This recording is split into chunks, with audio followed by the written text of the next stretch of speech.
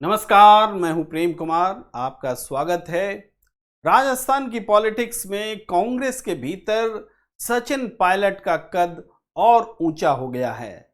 सचिन पायलट कांग्रेस कार्य समिति में शुमार कर लिए गए हैं। चर्चा तो ये बहुत पहले से थी। चर्चा तो ये भी थी कि वो कांग्रेस के महासचिव भी बन सकते हैं। उस लिहाज से थोड़ी सी निराशा कह सकते हैं आप कि सचिन पायलट को कांग्रेस का महासचिव नहीं बनाया गया। लेकिन सचिन पायलट ने जिस तरीके से प्रतिक्रिया दी है उसको अगर हम देखते हैं तो वो काफी खुश नजर आ रहे हैं। कांग्रेस कार्य समिति में शुमार होने के बाद राजस्थान की राजनीति में सचिन पायलट की जो भूमिका है लगातार बढ़ती चली गई है। वो कांग्रेस प्रदेश कमेटी की बैठकों में शामिल हो रहे हैं, वो उस कार्यक्रमों में शामिल हो रहे हैं। लगातार पिछले दिनों से कुछ घटनाएं हुई हैं और तुलना करें तो बहुत पहले जबकि सचिन पायलट का इंडक्शन पार्टी में होगा कि नहीं, अशोक गहलोत सचिन पायलट एक साथ बैठ पाएंगे कि नहीं, दोनों मिलकर साथ काम कर सकेंगे कि नहीं, इस तरह के बहुतेरे सवाल थे जो कि जिसका उत्तर पाना सबके लिए जरूरी भी था, महत्वपूर्ण भी था और मुश्किल भी था। लेकिन वक्त देखिए, वक्त कैसे कैसे बदला।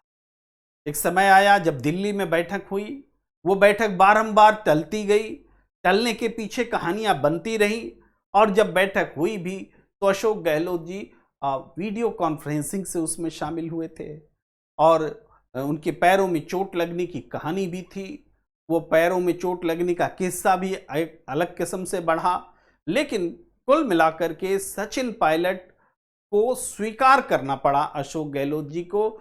वो उनके कहे अनुसार, जिनको कि वो निकम्मा बोलते थे, जिनको कि वो कोई काम का नहीं बोलते थे, जो बारंबार ऐसा संदेश दिया जाता रहा कि भारतीय जनता पार्टी कांग्रेस सरकार को गिराने की कोशिशों में लगी है और बिना सचिन पायलट का नाम लिए हुए कि सचिन पायलट का इस्तेमाल हो रहा है। ये बातें तो हाल फिलहाल में भी प्रेस कॉन्फ्रेंस में अशोक गहलोत जी ने याद दिलाई, लेकिन सचिन पायलट का नाम नहीं रहा। ये जो स्थिति है कि सचिन पायलट और अशोक गहलोत दोनों के बीच में कांग्रेस की पसंद क्या हो, कांग्रेस किसको आगे बढ़ाए, तो मैंने बारंबार आपसे बातचीत करते हुए ये कहा है कि कांग्रेस आला कमान ने सचिन पायलट को पार्टी में बनाए रखने और भविष्य का चेहरा बनाए रखने की ठान रखी है। तो इसलिए इस एटीट्यूड में फर्क नहीं आएगा और घटनाएं कुछ उसी तरीके से बढ़ेंगी। घटनाएं कुछ उसी तरीके से बढ़ेंगी कि सचिन पायलट क्रमशः मजबूत होते चले जाएंगे। और आप ये देखेंगे कि अशोक गहलोत जी जो कि लगातार एक तरह से वीटो लगा रहे थे सचिन पायलट जी के escalation with in the party, हालांकि सरकार में आने देने से वो रोक रखने में सक्षम रहे या सचिन पायलट ने भी इच्छा नहीं जताई, जो भी स्थिति हो, मगर अब कांग्रेस कार्य समिति में शामिल होने के बाद राजस्थान के जो कैंपेन कमेटी है और राजस्थान का जो चुनाव है उसमें उम्मीदवारों का जो चयन होना है, हम जानते हैं कि भारतीय जनता पार्टी ने उम्मीदवारों की एक सूची जारी कर दी है। उसको देखते हुए अब कांग्रेस ने तय कर रखा है कि सितंबर के पहले हफ्ते में उम्मीदवारों की सूची जारी होगी। उससे पहले ये बड़ा सांगठनिक फैसला रहा जिसमें सचिन पायलट को एस्केलेट किया गया, कांग्रेस पार्टी में जगह दी गई। कांग्रेस पार्टी की सबसे बड़ी जो इकाई है, संगठनात्मक इकाई कांग्रेस कार्य समिति CWC में जगह दी गई। ये बहुत महत्वपूर्ण बात रही। हाँ, अशोक गहलोत जी चूंकि मुख्यमंत्री हैं और कांग्रेस के किसी भी मुख्यमंत्री को इसमें जगह नहीं मिली है, तो उस हिसाब से अशोक गहलोत जी को जगह नहीं मिली, तो ये कोई बड़ा पॉइंट नहीं है।